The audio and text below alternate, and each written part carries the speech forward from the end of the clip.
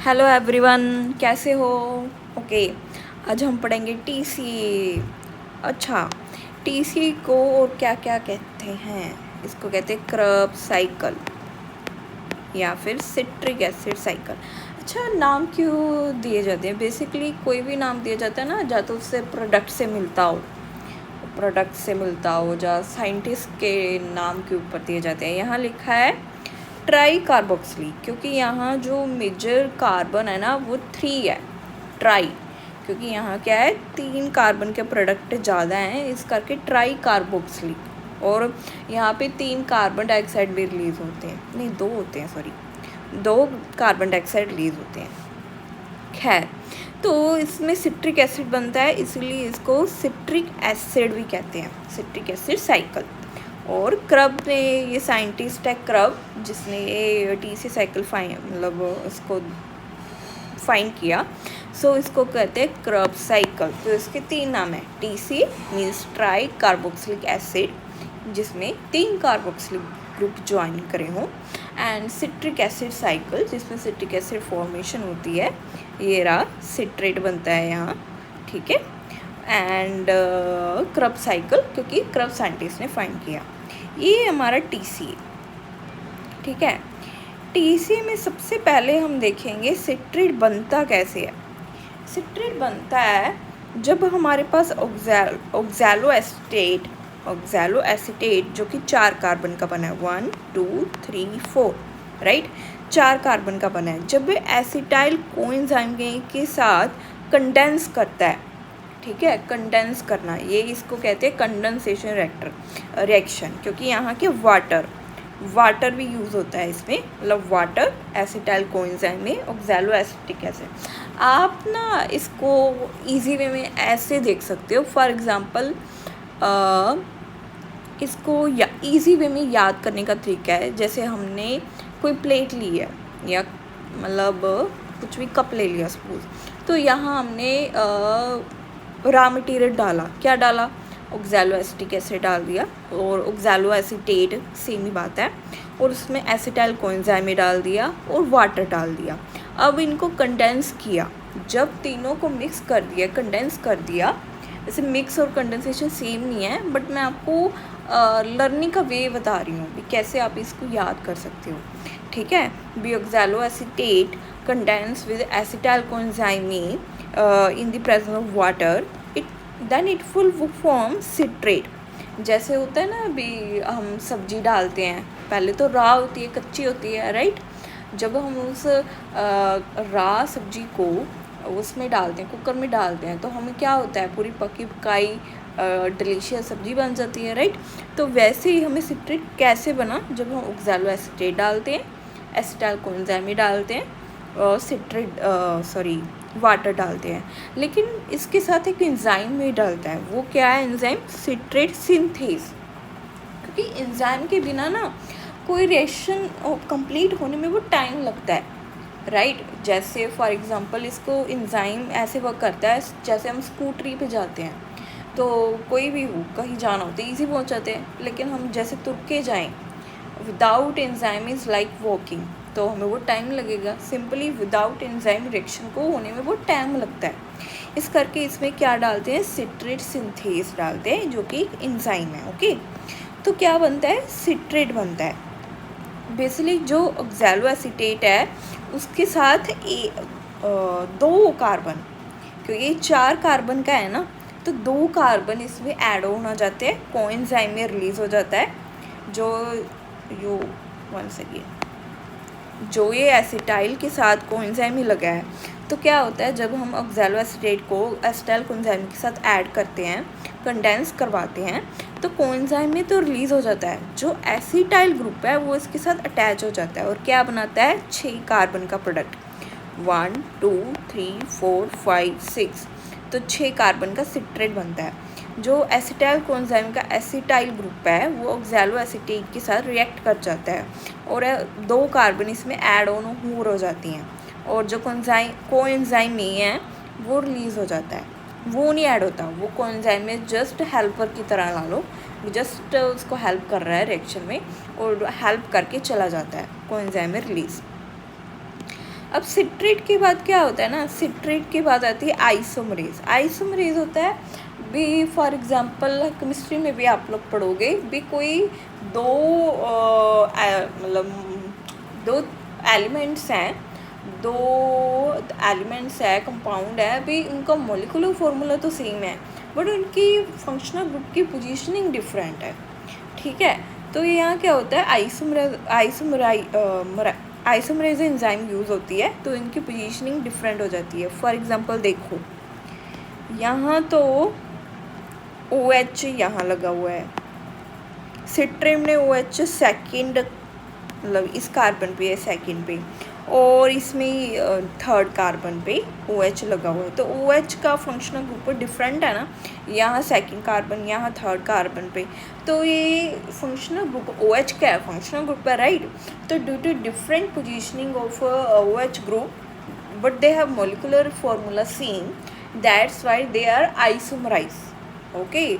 तो सिट्रेट से isomerase enzyme डाल के, आइसोमरेज क्या है, एंजाइम, आइसोमरेज जो आइसोमराइज करेगा उसको, उसके लिए भी एंजाइम डाला जाता है और उस एंजाइम को कहते हैं आइसोमरेज, एंड ये क्या बनाएगा, आइसोसिट्रेट। सिट्रेट का आइसोमराइजेशन क्या है, आइसोसिट्रेट, ठीक है, ओके। तो अब हमारे पास आइसोसिट्रेट बना, ये भी 6 कार्बन का है, 1 2 3 4 5 6, ठीक है, OH फंक्शन ग्रुप लगा है, ठीक है। फिर हमारे पास क्या होगा ना, अब हम इसमें से NADH बनाएंगे। जो आइसोसिट्रेट है, फर्स्ट तो इसकी डीकार्बोक्सिलेशन होगी, कार्बन डाइऑक्साइड रिलीज होगा, फिर जो NAD पॉजिटिव है उससे NADH प्लस H पॉजिटिव बनेगा। ये देखो NAD पॉजिटिव से क्या बना, NADH जो कि रिड्यूसिंग एजेंट है, प्लस H पॉजिटिव, ठीक है।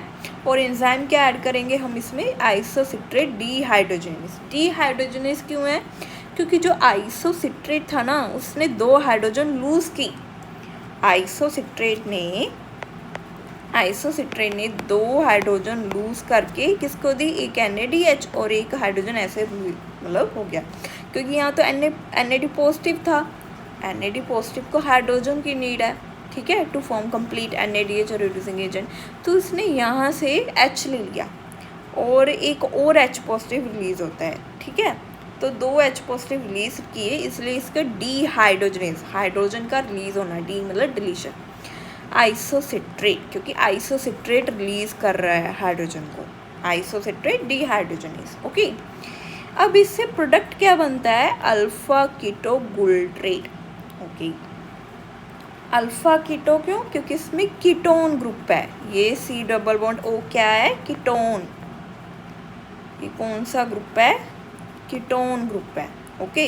इस करके कि अल्फा, क्योंकि जड़ी कार्बन है ये अल्फा है, अल्फा बीटा, क्योंकि फंक्शनल ग्रुप है, इतने स्टार्ट हो गया, अब फंक्शनल ग्रुप है तो अल्फा बीटा गामा डेल्टा, ठीक है। तो इस करके ये फिर की हुंदा ये, तो नैक्सट रिएक्शन च भी की हुंदा NAD पॉजिटिव तो NADH मतलब reducing agent plus H positive द्वारा तो फिर बन जाता है, तो ये हाइड्रोजन दे देंगे 2, ठीक है। फिर इन्हों कह देंगे अल्फा कीटोगुल्ट्रेट, क्योंकि ये दे रहा है हाइड्रोजन डीहाइड्रोजनेस।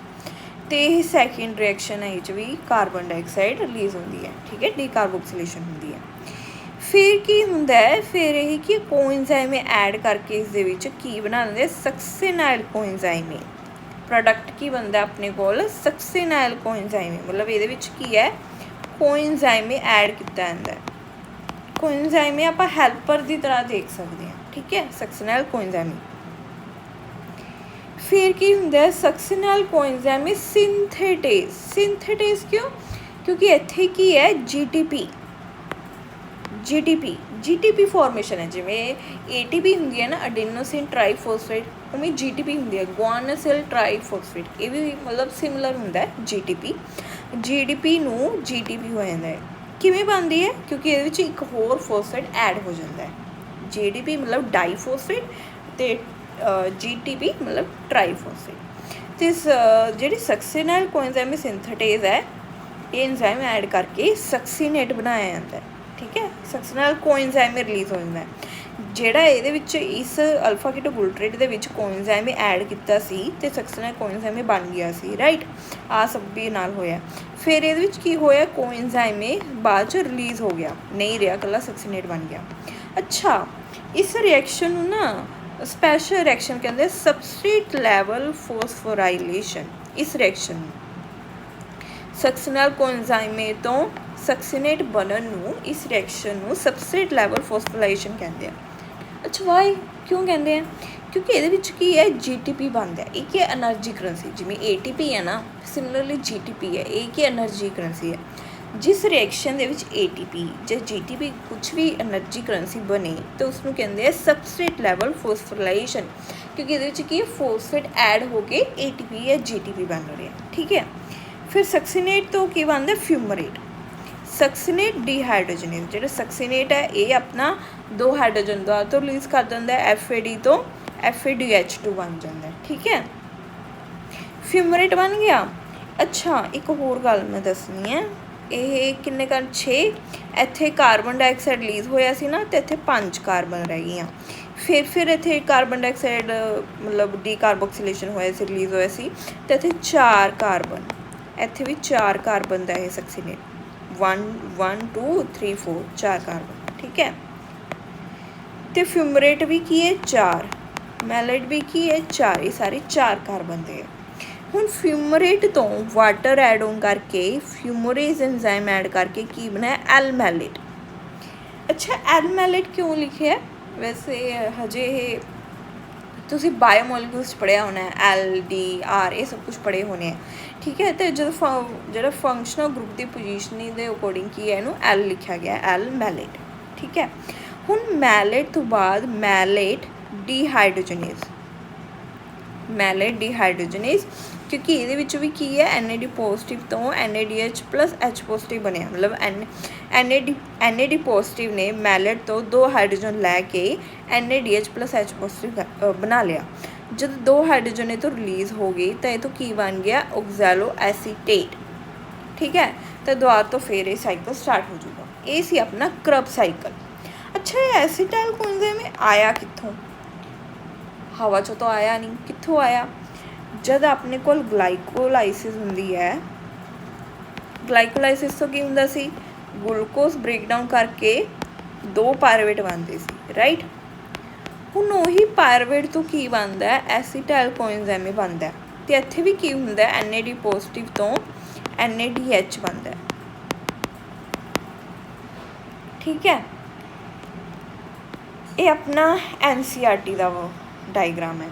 ਜਿਵੇਂ ਆਪਾਂ ਨੇ ਗਲਾਈਕੋਲਾਈਸਿਸ ਕੀਤੀ, ਗਲੂਕੋਜ਼ ਤੋਂ ਪਾਇਰਵੇਟ ਬਣਿਆ, ਪਾਇਰਵੇਟ ਤੋਂ NAD ਪੋਜ਼ੀਟਿਵ NADH ਇਹ ਬਣ ਗਿਆ, ਕਾਰਬਨ ਡਾਈਆਕਸਾਈਡ ਦੀ ਰਿਲੀਜ਼ ਹੋਈ, ਕੋਇਨਜ਼ਾਈਮ ਐਡ ਔਨ ਕੀਤਾ, ਕੋਇਨਜ਼ਾਈਮ ਐਡ ਔਨ ਕਰਕੇ ਕੀ ਬਣ ਗਿਆ, ਐਸੀਟਾਈਲ ਕੋਇਨਜ਼ਾਈਮ। ਕੋਇਨਜ਼ਾਈਮ ਕੀ ਹੈਲਪਰ ਹੈ, ਓਕੇ, ਇਹਦਾ ਹੋਰ ਕੋਈ ਰੋਲ ਨਹੀਂ, ਬਟ ਜਸਟ ਜਿਵੇਂ ਆਪਾਂ ਟੈਕਸੀ ਹੁੰਦੀ ਹੈ ਨਾ, ਵੀ ਇੱਧਰ ਉੱਧਰ ਲੈ ਕੇ ਜਾਣਾ, ਉਸ ਤਰ੍ਹਾਂ ਤੁਸੀਂ ਲਗਾ ਸਕਦੇ ਹੋ ਕੋਇਨਜ਼ਾਈਮ ਦਾ ਵਰਕ, ਵੀ ਕਿ ਵੀ ਹੈਲਪ ਕਰਦਾ, ਟਰਾਂਸਫਰ ਕਰਨ 'ਚ ਹੈਲਪ ਕਰਦਾ ਐਸੀਟਾਈਲ ਕੋਇਨਜ਼ਾਈਮ।